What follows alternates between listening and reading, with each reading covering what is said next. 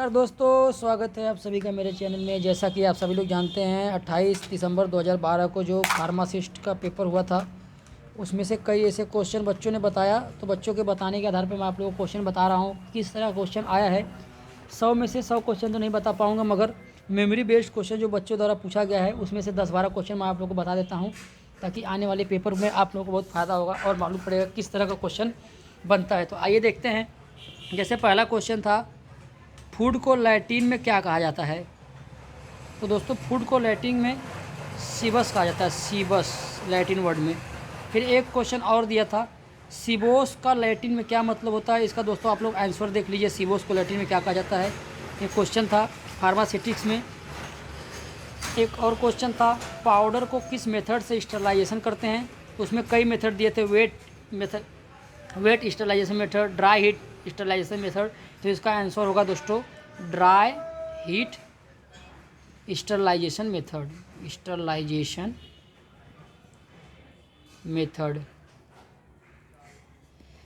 Blood group A में कौन सा एंटीजन होता है? एक क्वेश्चन था। तो ब्लड ग्रुप ए में एंटीजन ए होता है और एंटीबॉडी बी होता है। एंटीजन ए और एंटीबॉडी बी होता है। एक क्वेश्चन और पूछा था, लौंग में कौन सा केमिकल, ये दोस्तों केमी लिख गया, केमिकल कॉन्स्टिट्यूएंट पाया जाता है? तो लौंग में जो मेन केमिकल कॉन्स्टिट्यूएंट है यूजिनॉल। एक क्वेश्चन मूल अधिकार से था, उसमें 4 मूल अधिकार दिए हुए थे और पूछा था कौन सा इसमें से मूल अधिकार नहीं है? तो दोस्तों संपत्ति का अधिकार जो है ऑप्शन दिया था वो मूल अधिकार नहीं है, क्योंकि संपत्ति का अधिकार को मूल अधिकार से हटा दिया गया है। संपत्ति का अधिकार अब मूल अधिकार नहीं रह गया। आइए आगे देखते हैं। सूरत विभाजन से एक क्वेश्चन पूछा हुआ था, हिस्ट्री से पूछा था कि सूरत विभाजन जब 1907 में हुआ था तो उस समय अध्यक्ष कौन था? तो जो सूरत विभाजन हुआ था उस समय अध्यक्ष थे आर.बी. घोष। इनहेलेशन एनेस्थेसिया से क्वेश्चन पूछा हुआ था, इसमें 4 ऑप्शन दिया था, जिसमें पूछा था इसमें से कौन सा एनेस्थेसिया जो इनहेलेशन द्वारा दिया जाता है।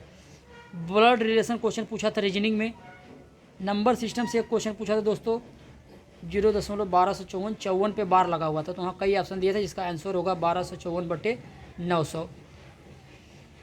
और उसमें दोस्तों पूछा था 1 टीस्पून फुल बराबर कितना होता है? तो 1 टीस्पून फुल बराबर 5 ml। उसमें 5, 15, 10 ऐसे दिए हुए थे।